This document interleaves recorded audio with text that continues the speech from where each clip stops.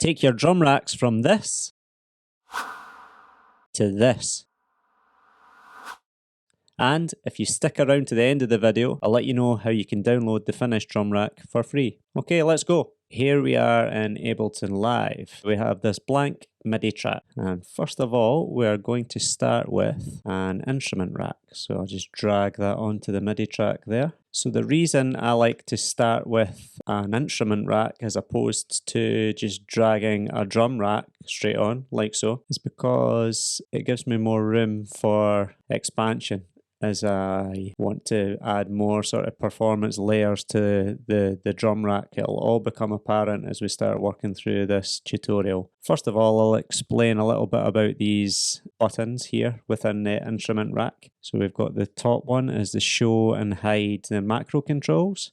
We can have up to 16, as you can see here, all of which can be mapped to whatever parameter you like, and we can have as little as 1. Put that back to 8 to begin with. I'll turn that off again. And the next one is this macro variations button. Again, this will become more apparent, but this is like we can save variations. We can have macros set to a specific, each one to a specific setting, and we can save lists here and we can jump between them really easily, but we'll come to that. Show and hide devices. There's no devices to show at the moment, so nothing there. And this chain list where we can drag and drop things. What we'll do is we'll drag a drum rack and drop it into the instrument rack. Okay, and I'll talk through a little bit about the drum rack. So we have a bunch of buttons, pretty similar to that of the instrument rack. Same things going on. We have this pad overview here, possible 128 samples, sounds, instruments that you can pretty much drag and drop anything into these pads. So for instance, I can go to my samples library and we can just start dropping things in. To undo that, just delete, or we can go as far as dragging a full instrument. So if I go to this analog and we'll go to the bass, okay, we'll drag this one on.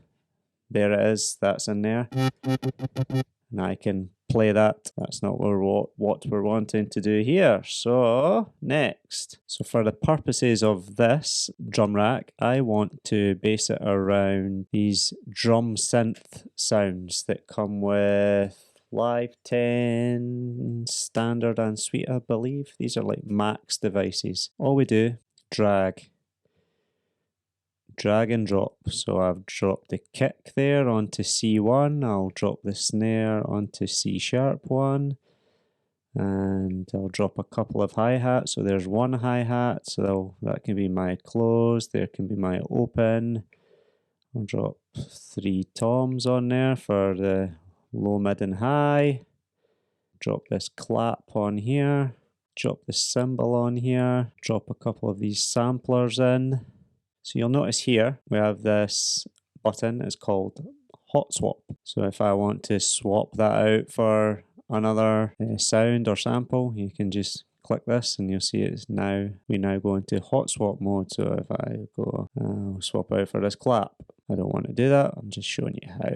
Okay, so Command Z to undo and undo that. So we can use as many pads as we want, use all these other areas of the pad overview. I tend to like to keep it quite simple. Generally don't use any more than the 16 pads. It's totally up to you. You can take this as far as you like. Right, what I do next is I get my sounds sounding just right, just how I want them to sound. So we've got this kick. Okay. I get that sounding as well as I can. So the first thing I'll do is I'll go through each of the sounds. I'll get them sounding exactly the way I want them to sound. So the kick, the snare, the hi-hats, the toms, all of these sounds, I'll get them sounding just the way I want them to sound. So I'm going to do that now. I'll speed through it quickly and I'll talk through what I did.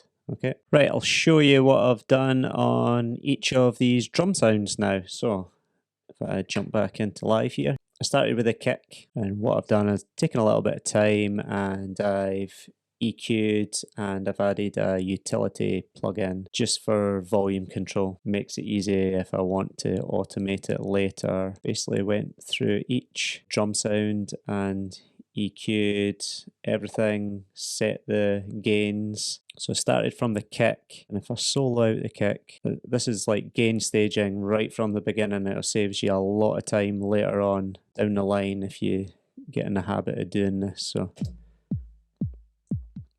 yeah, that kick is coming in, yeah, like round about the -15 point.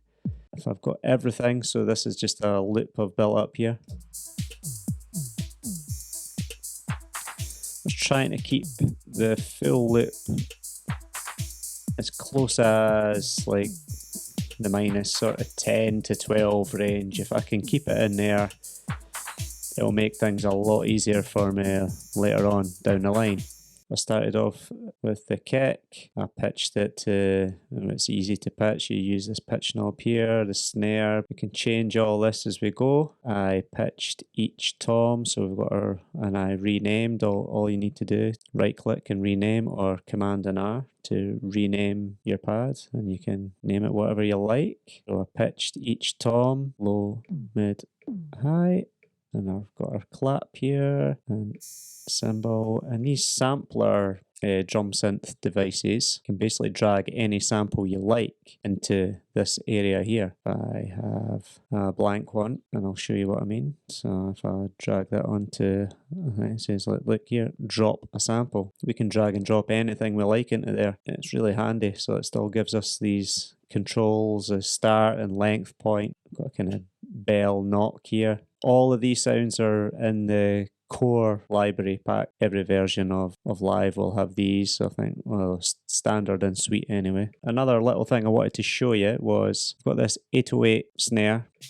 The snare's okay, but I do like the way the 808 snare knocks. What I could do is layer that up with another sound. And what we do here is, in the title bar of this simpler, the snare 808, we can right click group, or you just use the key command, Command and G. And then if we open this chain list here, we can now drag more instruments and samples alongside. I do quite like the 505 snare.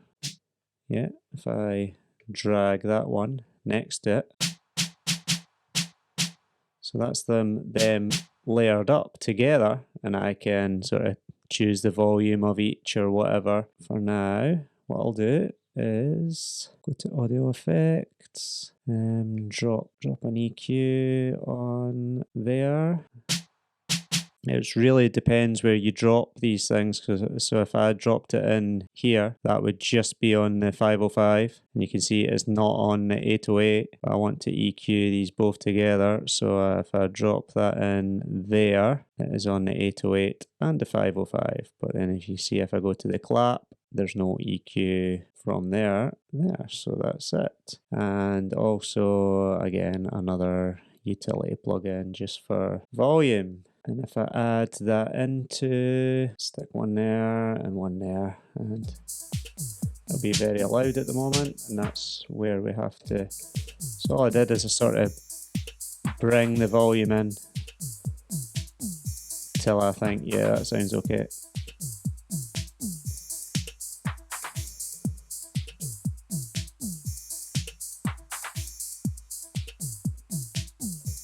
What I'll do first of all is rename that. I'll call it snare 909 505, and I'll call that the same thing, snare 909 505. Keeps things neat and tidy. Okay, what I really would do now is like sort out all my panning. If you imagine a real drummer, they're turning up with their actual drum kit every time for their recording sessions. They've got their instrument, it's ready to go. This is kind of what we're trying to replicate in live here. We want our go-to instruments. It's good to chop and change and try different things, but if we've got a few go-tos that we can always rely on, we're not like, yeah, they're good to go, and we don't have to play around with EQ, levels, compression every time we load in a new instrument. So this saves a lot of time further down the line. Now I would go through and sort out the panning of each drum sound. The hats off a bit.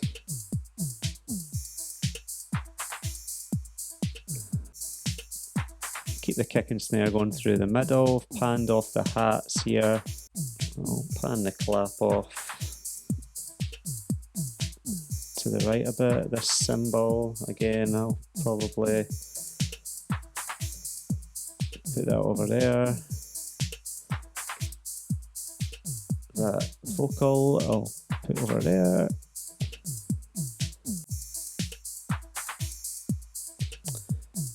Yeah, that's sounding all right now. And next, I would use these. So you've got these sections here. You've got the input-output button, and you've got sends and returns. If we show these, and you've got this choke here. What they're mostly used on is like hi-hats, so hi-hat pedal, which would act as a choke. So put these in the same group, so one will cancel out the other, and that's fine. The rest, we don't need to worry about that. In here, you can add audio effects into your drum rack. They would be effects that you're not going to want control over so much. You can, like, effects you might like to leave on your drum rack as like a set and forget type thing. Is usually have a bit of reverb on certain sounds, so maybe like the clap, the snare, a little bit scattered throughout. What I'll do is take the time now to set up this reverb, and we would always set the dry wet to 100, because we will then control how much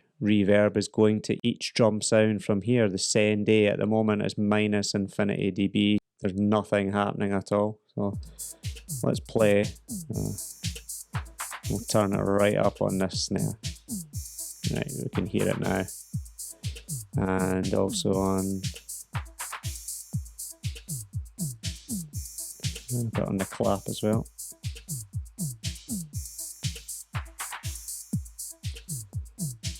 And a little bit on the hats.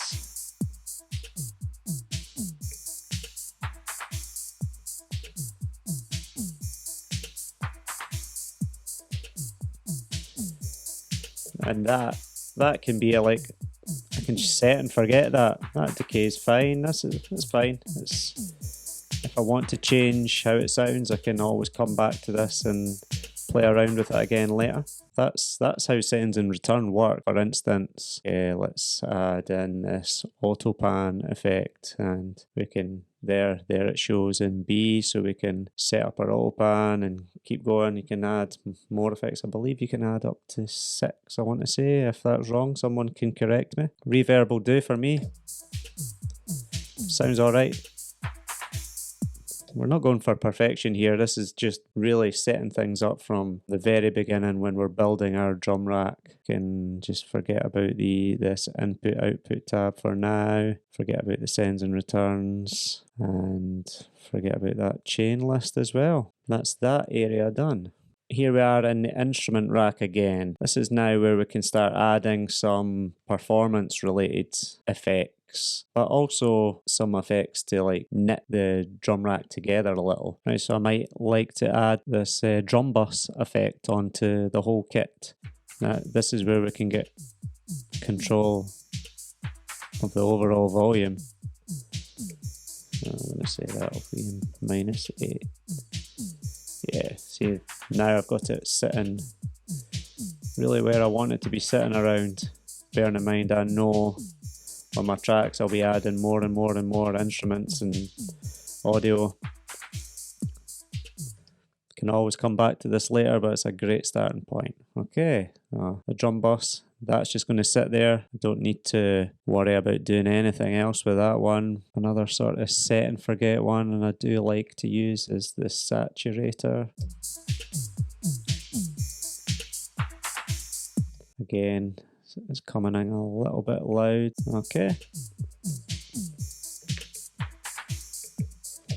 And that'll be a set and forget. But now we'll get to the performance related stuff. Add a couple of filters. Yeah, for now I'll just keep dragging on effects that I think. So I'll call this one, that'll be a low pass. This one will be a high pass. The beat repeat. I quite like this one, this preset, the repeat. We'll go for that. I'll turn the volume of it down at the moment. So we're just adding it in. A delay. Add in this dotted eighth. Again, I'll turn the dry wet all the way down. And there's an Ableton preset that I quite like to use. Fade to grey. And it's just an audio effect track. It's a one knob function. Throw that in there. Yeah, so I'm not going to bother with resonators and things, which I've covered in previous videos. A few LFOs. I'll add in LFO, LFO, and LFO, and I'll get to those later. So now it's time to get in and start mapping. Right, this is where the instrument rack really comes into play. I've thrown all these effects on here. I'm going to use these macro knobs to be able to control parameters from these effects very quickly and easily, okay? First of all, we go to this map button here. We'll start with this low pass. So if you see, if I turn map off and back on, everything gets highlighted here. Everything that can be mapped is highlighted, okay? I'm going to map the filter frequency to macro number 1. As you can see, it's pre-filled with frequency. So I'll just rename this. I'll call it low pass. I also like to color code. So I'll give this a color. Map the on-off button as well. Yeah, and as you can see up here in the macro browser, in our mapping browser, everything is in there. So if I turn mapping off for now, if I explain why I'm mapping this device activator, so it's a CPU saver. If you map these device activator buttons, basically what it does is turns the device fully off when it's not being used. So it won't be grabbing any of the CPU on your computer. So this is a thing that I do all the time when I'm making instrument racks and drum racks. Yeah, to explain the device on-off mapping, you'll see the maximum it can go to in like MIDI is 127. So if I map that to say 125 and the minimum is 0, turn off the mapping, I'll play it. You'll see the device is grayed out. I turn it a little bit, it comes on. See? Off, on. Obviously, and then if I keep going, that acts as my filter. Another handy thing to do is, so you've got the low pass frequency here in the macro mappings. You've got a minimum and maximum value for that. So the maximum is obviously like all the way up. But I might set my minimum about 500 hertz. Let's try that. So that's the minimum it can go to.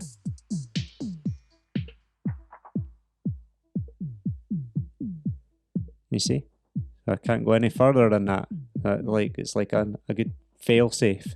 And we're going to do the same again for the high pass now. So I can fold that low pass away. That's dealt with. So the high pass and map frequency to the button.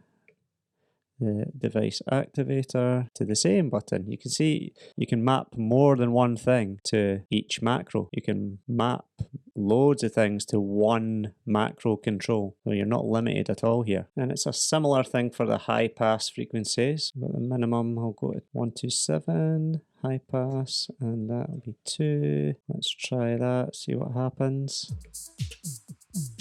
It's off.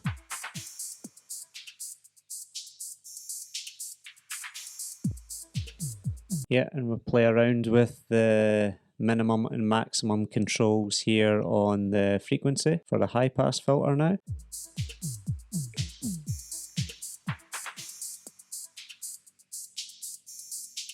Yeah, that's fine. That's as far as it'll go. Take it back off, and then you can see the effect goes off.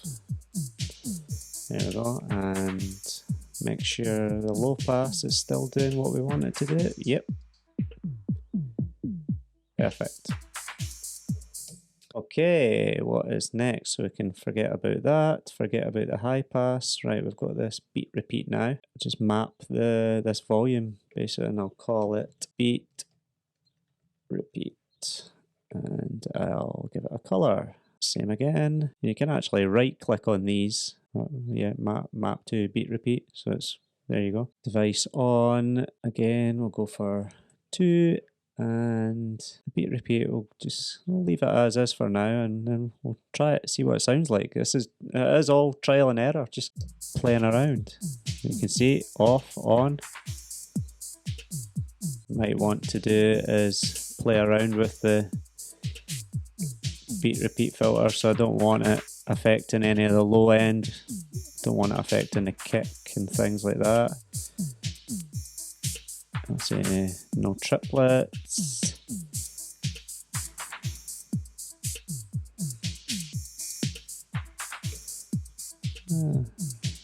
Bit of variation.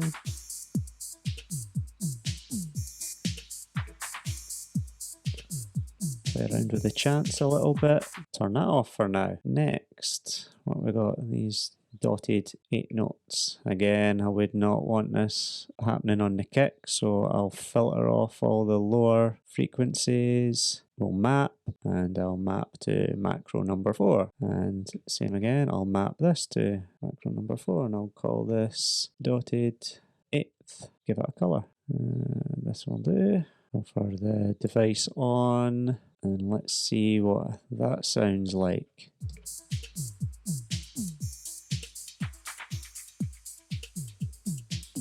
Yeah, that sounds pretty cool, and you can see you don't need an awful lot, because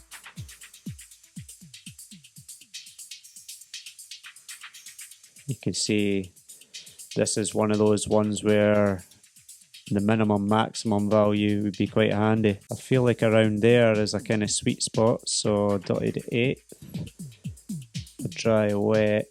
I don't want to go any further than say 45%.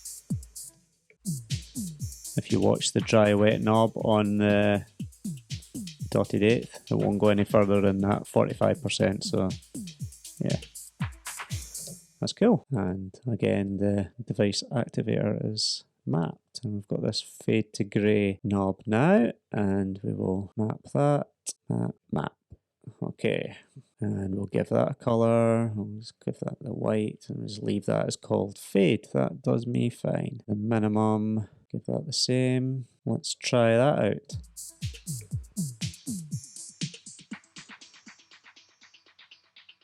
This is one of those real performance effects that you want it to have that maximum feel, so maybe not all the way though. Kind of feel around about there would be a sweet spot, so I'll change that to about 80. That should, so the maximum it can go to is 80. Yeah, I'm happy with that. What we've got, I've got 1, 2, 3, 4, 5 performance sounds there. I can add a vocoder in here. First of all, see what it sounds like.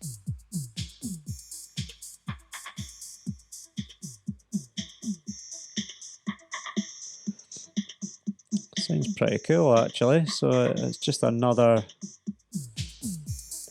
performance effect to choose from. So I'll go with that. Same process again. Map the device on off button. Map there. Map the dry wet button. Map it to there too. Go into the menu and give it a color. Call it vocoder. Okay, again, change that to 2. Let's see, is the full 100% going to be all right for this one?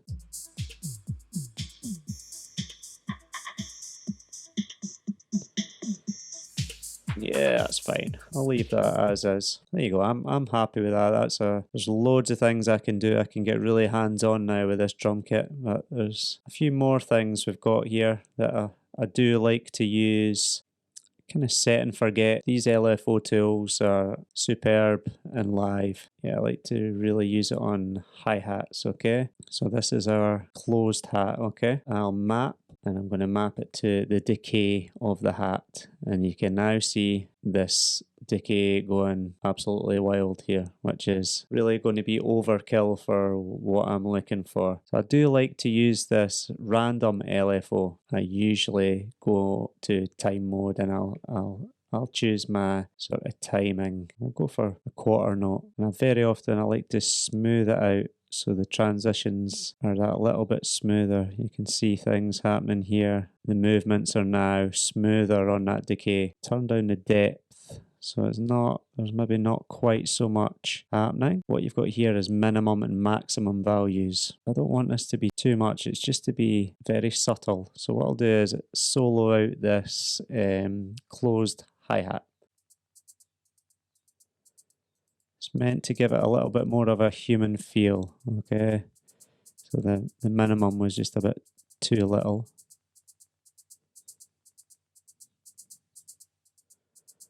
I feel like we could have more. If I go to 16th notes, I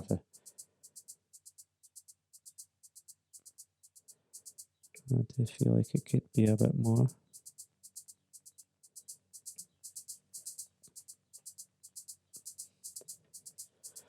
Yeah, no, I like that. So I'm going to name that the hi-hats LFO, okay?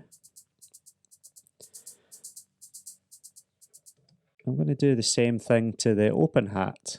And we've got this drop down menu here. It means we can map multiple things to the same LFO. So I'm going to do the same thing and map the decay of the open hat. I'm going to play around with this minimum and maximum because I want that open hat to be, obviously, the decay to be longer on that one. So 100 will be too much. So I'll try between 50 and 80 on this, and I'll solo out the open hat and I'll solo out the closed hat. So all I'm doing there when I was doing that, I'll turn them off, soloed that by pressing it, and if I hold the command key, and I can carry on soloing out more.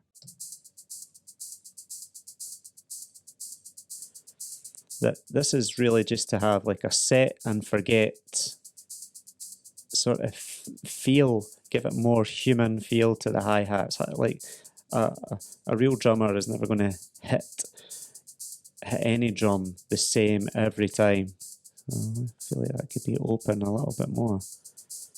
That's sounding pretty good. Yeah, I'm happy with that now.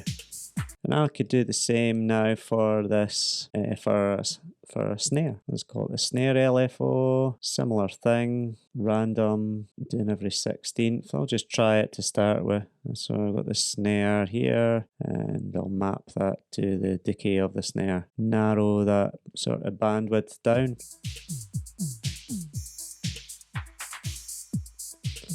Smooth it off a little bit. Let's solo it out.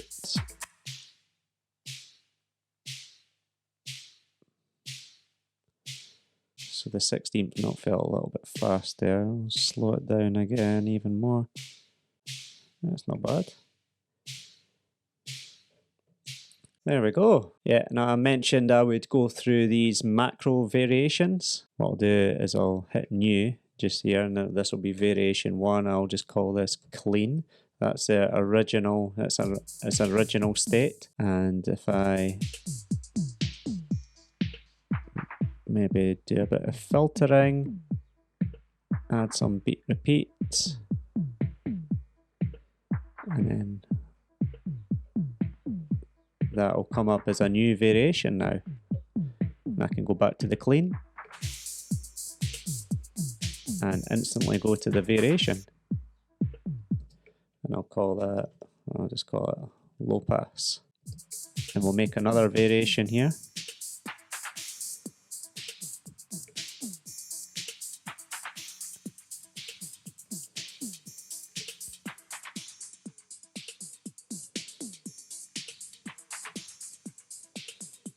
And we'll call that high pass delay. Okay, so right, watch this. We'll go between the three here.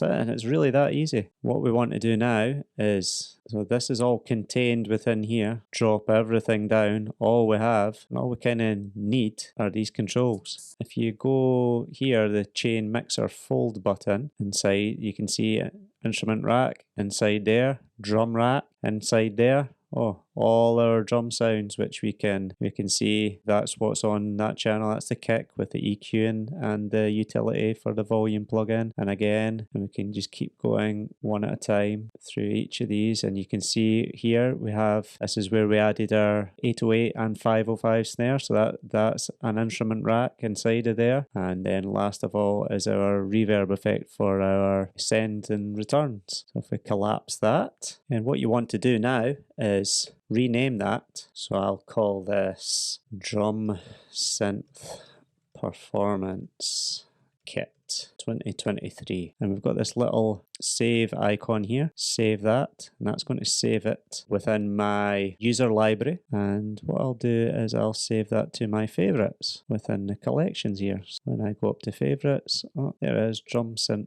Performance Kit. And that's it saved for whenever I feel like using it. Okay. So thanks for sticking around to the end of the video. I appreciate it. And if you want to grab your free download of the kit that we've built together here, you can find that in the description below. I would appreciate a wee like and a subscribe. Thanks again. There'll be hopefully more videos coming very, very soon. Cheers.